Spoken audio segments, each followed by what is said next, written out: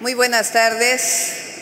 Me da muchísimo gusto estar en el bellísimo estado de Campeche, que hoy no solamente es tierra de jaguares, sino tierra de la hora del jaguar.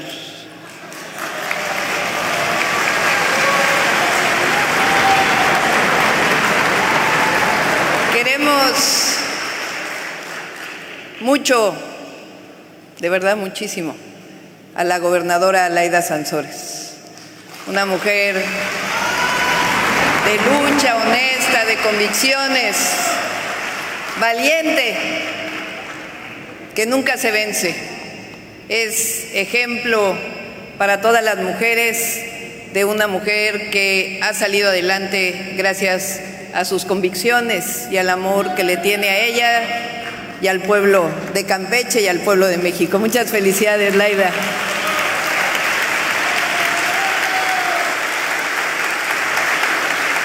Y agradezco mucho al Presidium, al Colegio de Notarios, al secretario del Colegio de Notarios a nivel nacional, notario en la Ciudad de México, a Mónica Patricia, presidenta del Colegio de Notarios, qué bueno, una mujer presidenta de notarios, se ve poco en el estado de Campeche, a Luis Antonio Montes de Oca, de verdad muchas gracias, nos han ayudado mucho los notarios en la ciudad. Y quiero iniciar a todos los diputados, diputadas, presidentes municipales, fiscal. Muchas gracias a todos y a todas, al equipo de Laida Sansores, la verdad, todo nuestro reconocimiento. Quiero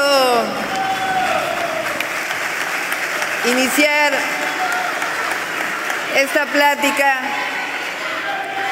Gracias. Quiero iniciar esta plática tomando 2 minutos también para hablar un poco de el cariño que nos tenemos entre la gobernadora de Campeche y su servidora. Gracias. En el 2008, cuando fue el movimiento de las Adelitas en defensa del petróleo, Laida era senadora, estaba al frente de la toma de la tribuna del Senado. Duraron varias semanas al frente de esta toma para evitar la privatización del petróleo y nosotros estábamos afuera, en la calle, defendiendo el petróleo. Ahí aprendimos, ya nos conocíamos, pero ahí nos hicimos hermanas en realidad. Y recientemente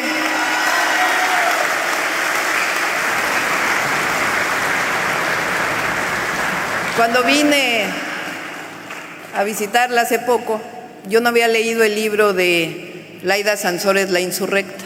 No sé si ya lo leyeron, pero se lo recomiendo mucho. Ahí tiene una anécdota en donde Laida, siendo diputada, toma la decisión de votar en contra del incremento del IVA. Y de manera muy valiente dijo que no solamente iba a no votar o a votar en contra, sino que iba a tomar la tribuna para expresar su posición. Y tiene una anécdota ahí donde cuando termina de hablar, su padre le dice: Laida, tal vez no seas gobernadora, pero vas a pasar a la historia. Y hoy Laida es gobernadora y está pasando a la historia de México. Gracias, Laida, por tus enseñanzas.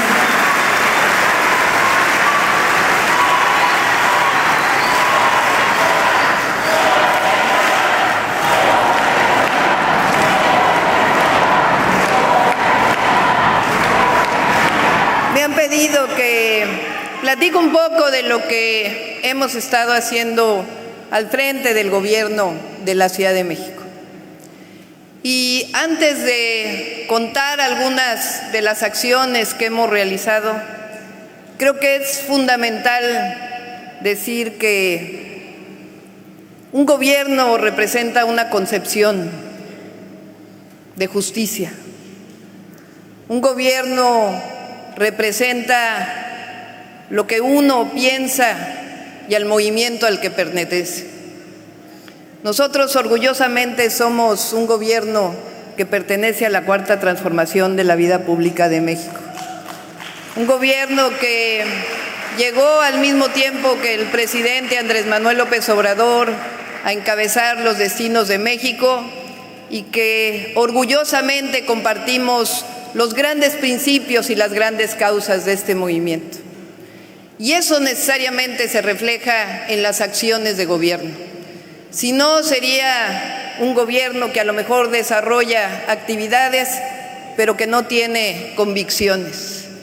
Y para nosotros el gobierno es una parte más de la lucha que hemos desarrollado. Es la oportunidad de estar al frente de una entidad de la República que nos permite llevar a la práctica todo aquello por lo que históricamente hemos luchado. Y yo quiero decir 3 ejes que nos guían en este andar por nuestro país, en esta lucha por la democracia y la justicia, y que representa también elementos de nuestro gobierno porque es parte de la Cuarta Transformación. El primero es el que compartimos con el presidente, de que por el bien de todos, primero los pobres. Y es no solamente una frase, no solamente un eslogan, es una concepción profunda de lo que concebimos para un México o para formar un México, una Ciudad de México con justicia. En el fondo lo que representa es fraternidad, representa solidaridad, representa amor al pueblo.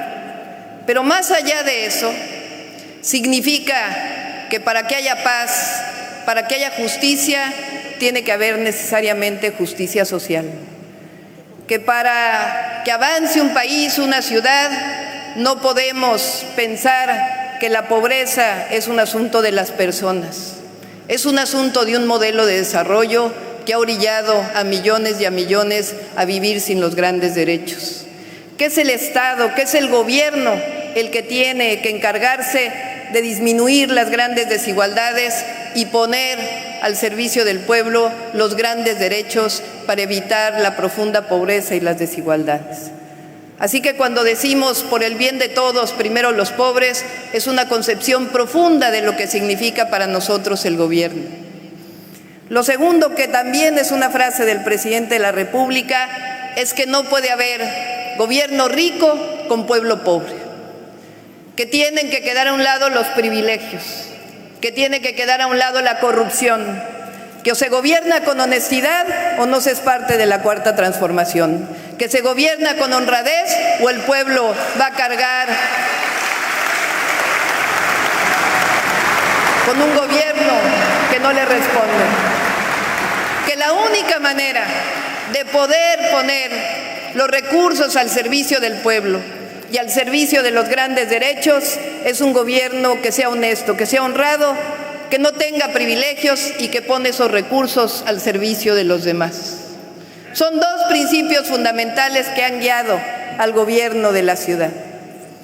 Y en esa perspectiva, nosotros desde el primer momento que llegamos al gobierno, fíjense, el gobierno de la ciudad es uno de los gobiernos o de las entidades más ricas del país.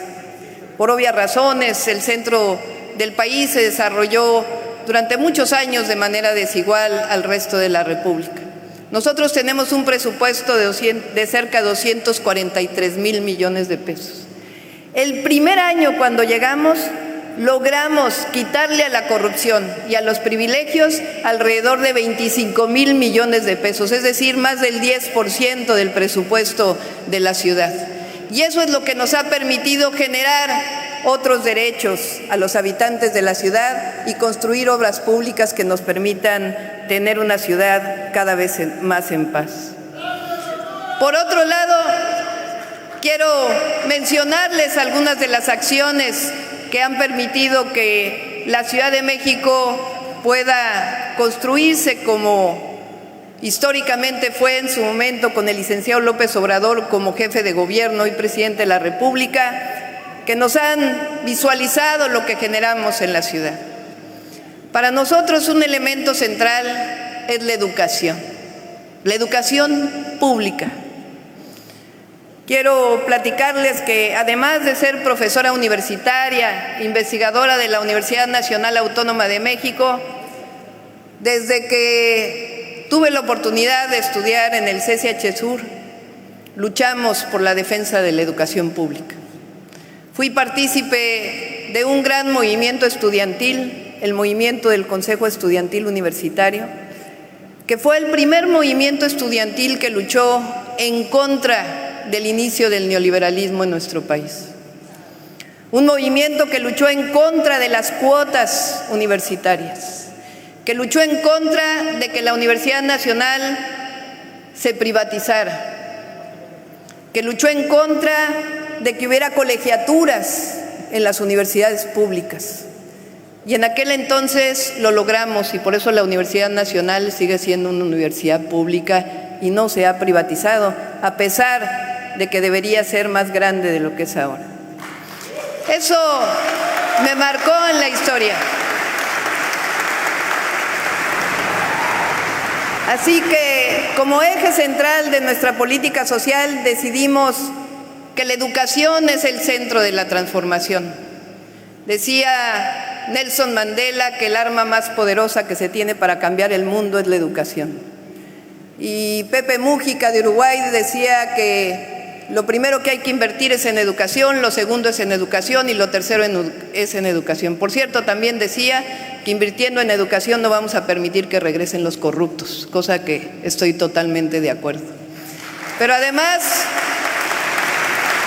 concibo que la educación pública debe ser la mejor de todas y que debe ser formadora de ciudadanos, no solamente de transmisión de saberes, sino de permitir que las personas aprendan a pensar y aprendan a luchar y aprendan a concebir un país más justo.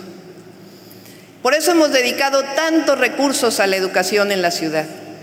Lo primero que hicimos fue que la educación inicial, lo que llamamos las guarderías, los centros de estancia infantil, que es parte del sistema de cuidados, fueran gratuitas, porque antes costaban. Así que los centros de estancia infantil en la ciudad no solamente son gratuitos, sino que hemos reconstruido todos los centros de estancias infantiles en la ciudad y los volvimos parte, por ley, de la educación inicial de nuestra ciudad. Lo segundo son dos programas claves que hemos desarrollado en la educación pública. Lo primero es que todos los niños y niñas y adolescentes que estudian en escuela pública en la Ciudad de México tienen una beca. 1.2 millones de niños y niñas tienen una beca mensual que les da el gobierno de la ciudad. Cuando llegamos al gobierno había un programa que se llamaba Niños Talento, que le daba una beca solamente a aquellos que tenían 9 y 10 de promedio y no a todos. Lo que provocó eso no es que todos los niños quisieran tener buenas calificaciones, sino un esquema de meritocracia falso dentro del salón de clases. Provocó enormes desigualdades al interior del salón de clases. Teníamos dos opciones. Uno, desaparecerlo porque no creíamos en eso, o hacerlo universal y que todos los niños y niñas tuvieran una beca. Y decidimos, con la política de austeridad republicana, hacer una beca universal para niños y niñas. Hoy recibe cada niño y niña mensualmente 550 pesos mensual. De apoyo a la economía familiar, de apoyo principalmente a las mujeres, porque somos las mujeres quienes principalmente, no debería ser así, pero las que principalmente nos dedicamos a la educación de nuestros hijos y nuestras hijas. Y también un apoyo ahora a la economía familiar. Durante la pandemia nos permitió también dar más apoyos a las familias. Y principalmente con esta beca lo que queremos es decirle a los niños y a las niñas es que es el inicio de la posibilidad de una vida distinta. Y por eso le llamamos Beca del Bienestar para Niños y Niñas, mi beca para empezar. Lo segundo es que en la Ciudad de México inició el programa La Escuela es Nuestra. Se lo platicamos al presidente de la República y se lo llevó al resto del país. Desde 2019 nosotros hicimos La Escuela es Nuestra, que es también una concepción, porque uno confía en los ciudadanos, en el pueblo. La mejor manera de arreglar las escuelas pues es dándole el recurso a las madres y padres de familia. Si distribuyéramos entre empresas probablemente no sería la mejor manera. Así que ahí iniciamos y ya llevamos 4 años de apoyos permanentes a la escuela pública de la ciudad. Lo tercero es que aumentamos el número de preparatorias del gobierno de la ciudad. Cuando el presidente fue jefe de gobierno, hizo el Instituto de Educación Media Superior con 16 preparatorias. Cuando llegamos al gobierno de la ciudad, 20,000 jóvenes estudiaban en el Instituto de Educación Media Superior. Hoy tenemos 5 preparatorias más y cuando cerremos el gobierno vamos a duplicar la matrícula en las preparatorias. Es decir, vamos a cerrar con 40,000 estudiantes en el Instituto de Educación Media Superior, becados todos con la beca Benito Juárez del presidente de la República.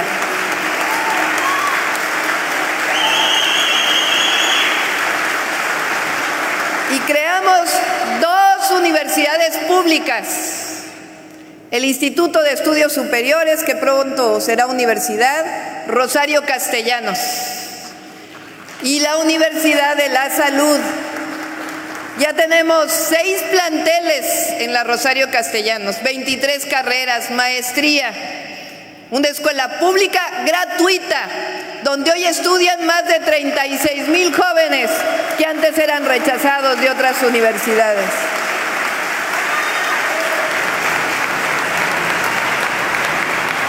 La mayor frustración que puede tener un joven, una joven, es que le digan que no pasó el examen de admisión cuando terminó la preparatoria con buenas calificaciones. Y en realidad es porque durante todo el periodo neoliberal dejaron de construirse universidades públicas porque se concebía que la educación era un privilegio, no un derecho. Y por eso estamos construyendo las universidades. Además, fíjense, la primera vez que yo participé en un movimiento, decía doña Rosario Ibarra, que había sido en el movimiento que ella encabezó por la presentación de los desaparecidos, y sí fue a los 15 años cuando estuve con ella y muchas otras madres que luchaban en contra del autoritarismo. Pero el primero en realidad fue un movimiento en donde desde el propio CCH apoyábamos a los jóvenes que habían sido rechazados en la educación media superior. Imagínense, ¿qué más privilegio puede haber que habiendo luchado por un movimiento, con un movimiento de rechazados, hoy abramos nuevas escuelas en la Ciudad de México? Eso es lo que para nosotros es la consecuencia.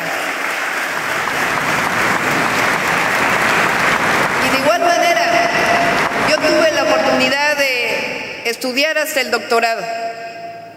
Y a mí quien me pagó la posibilidad de salir fuera de nuestro país, inclusive estudiar, pues fue el pueblo de México, porque de otra manera no lo hubiera podido hacer. Pues qué mejor que regresarle al pueblo de México lo que el pueblo de México nos dio en la educación pública. Así que por eso creemos en la educación pública. La educación pública no solamente transforma personas, sino transforma naciones enteras. Así que la inversión que hacemos en educación pública es por convicción. De igual manera, con las dificultades de la pandemia, hemos invertido en salud pública.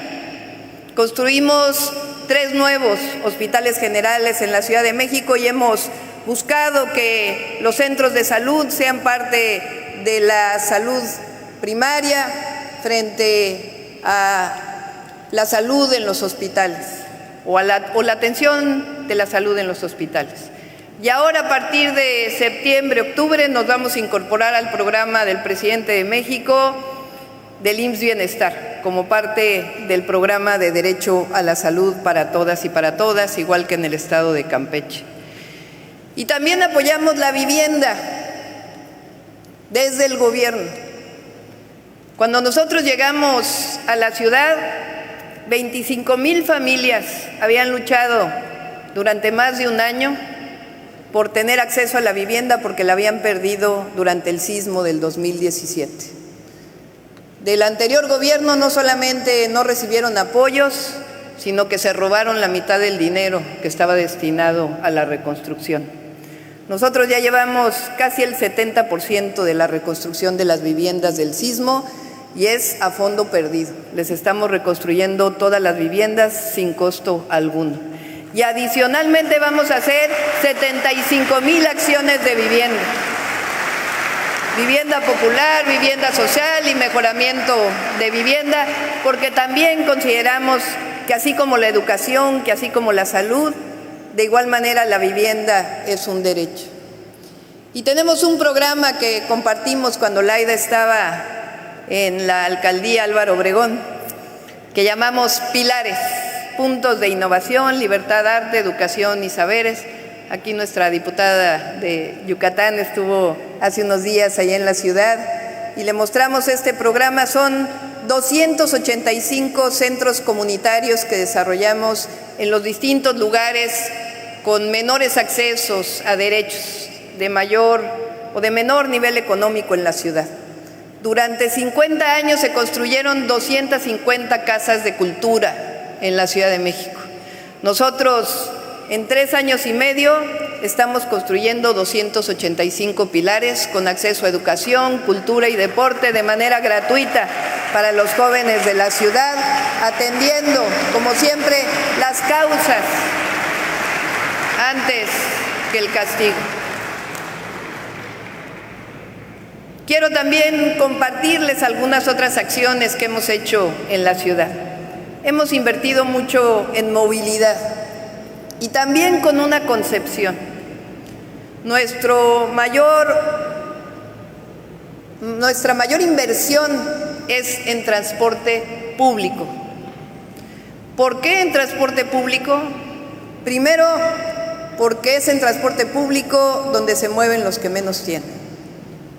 Segundo, porque cualquier ciudad del mundo tiene que invertir en su transporte público. Difícilmente los coches nos van a llevar a una circunstancia en donde haya sustentabilidad y disminución de la contaminación atmosférica y del cambio climático global. Y tercero, porque concebimos que el transporte público, igual que la educación pública, tiene que ser el mejor de todos los transportes. Así que ahí se ve en la transparencia, construimos ya 2 cablebuses, los 2 teleféricos más grandes que hay en todo el mundo como transporte público. Pero no solo eso, comunican a los más pobres de la ciudad, a los que viven en la Sierra de Guadalupe y los que viven en la Sierra de Santa Catarina. Y lo que nosotros decimos es, para el que menos tiene, el mejor transporte público. Y caminan desde la parte más alta de los cerros hasta el metro de la Ciudad de México. 10 kilómetros tiene el cablebús línea 2, que va de la Sierra de Santa Catarina al metro Constitución de 1917.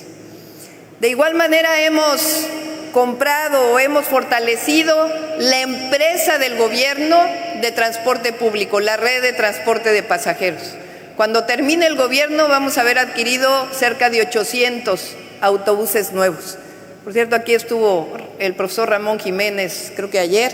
Él fue nuestro director de la red de transporte de pasajeros hasta hace algunos meses y, como siempre, él a cada flotilla le puso el nombre de un héroe nacional. Les voy a decir cuánto cuesta el RTP en la ciudad. 2 pesos. Es el transporte más barato de toda la ciudad porque también es para los que menos tienen. El más moderno,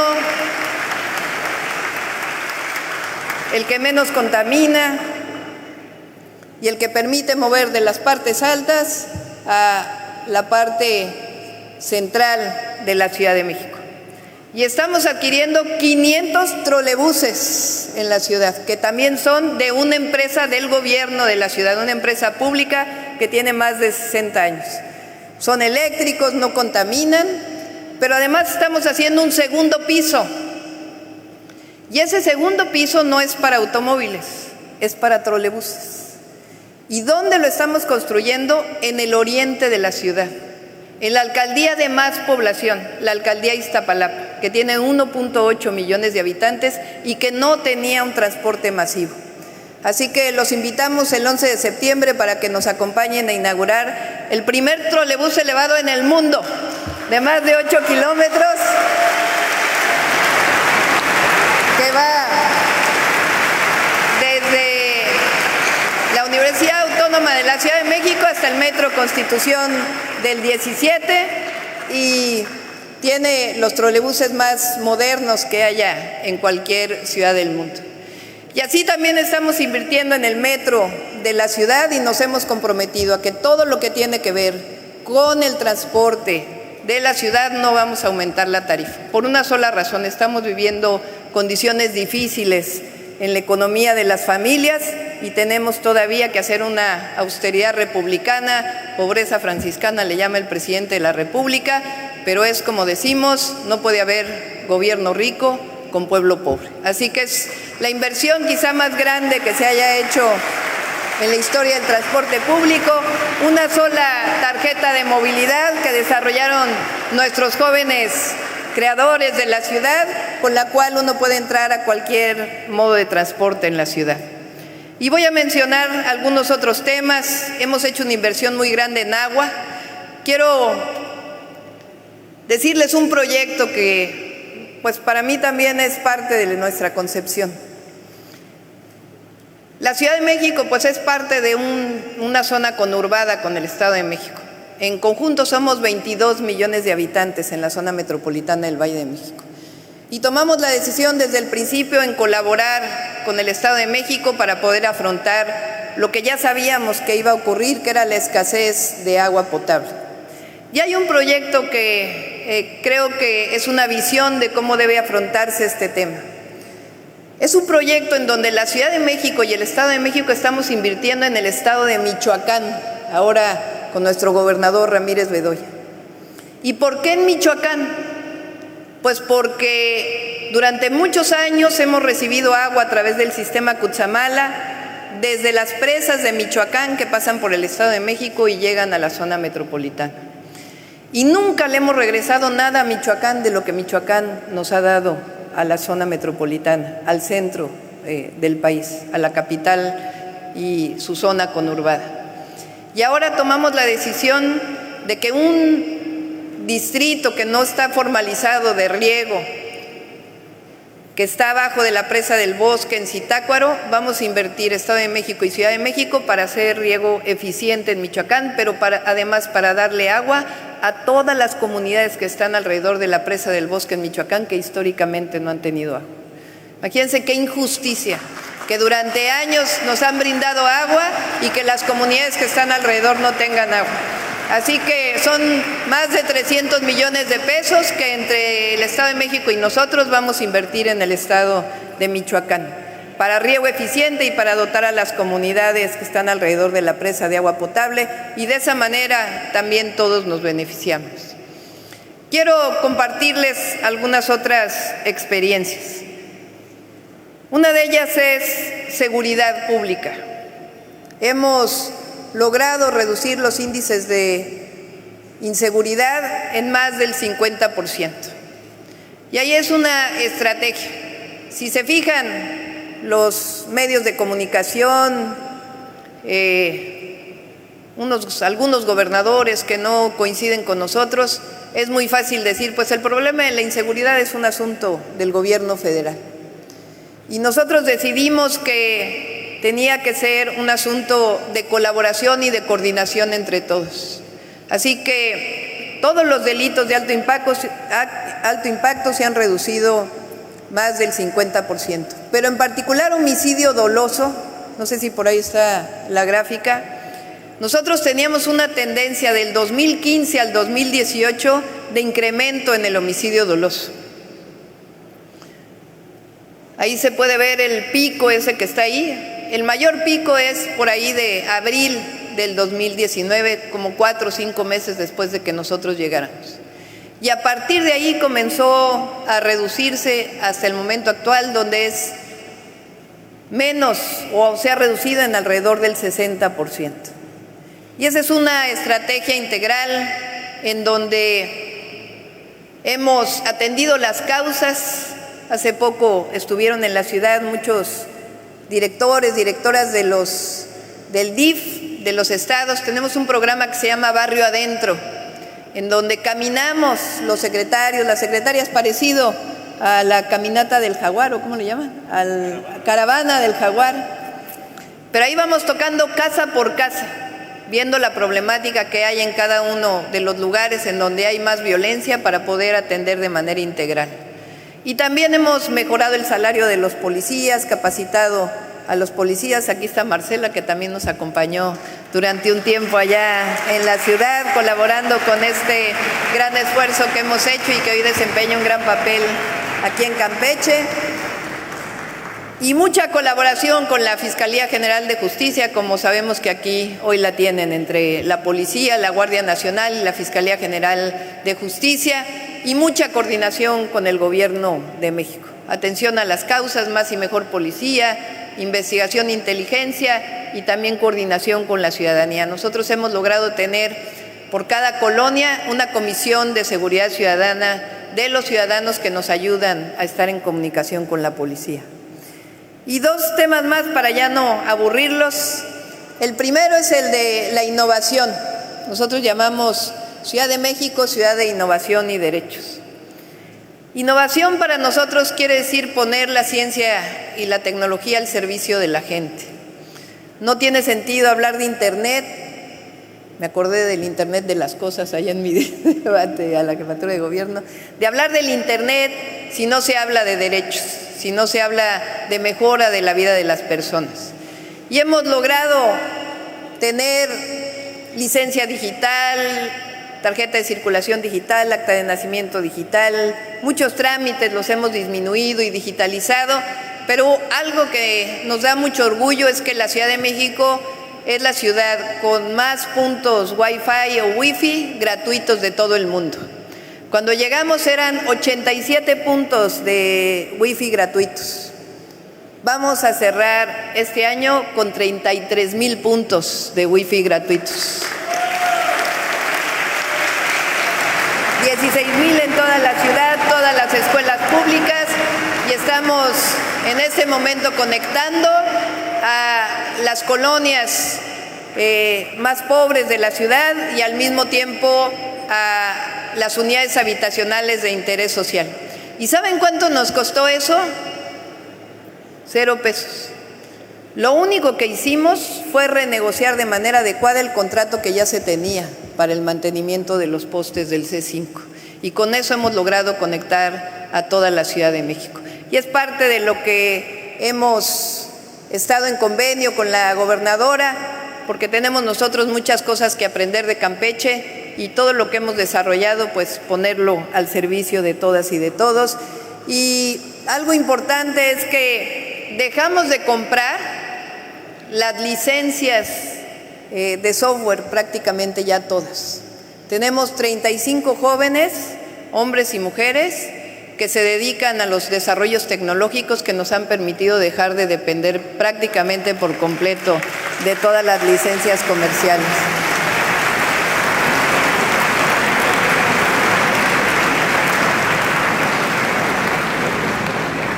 Y finalmente también quiero platicarles de lo que hemos hecho en materia de seguridad para las mujeres. En noviembre del 2019 tomé la decisión de decretar la alerta de violencia contra las mujeres en la Ciudad de México. Y hemos desarrollado una serie de acciones que nos han permitido reducir los feminicidios en la ciudad en alrededor del 30%.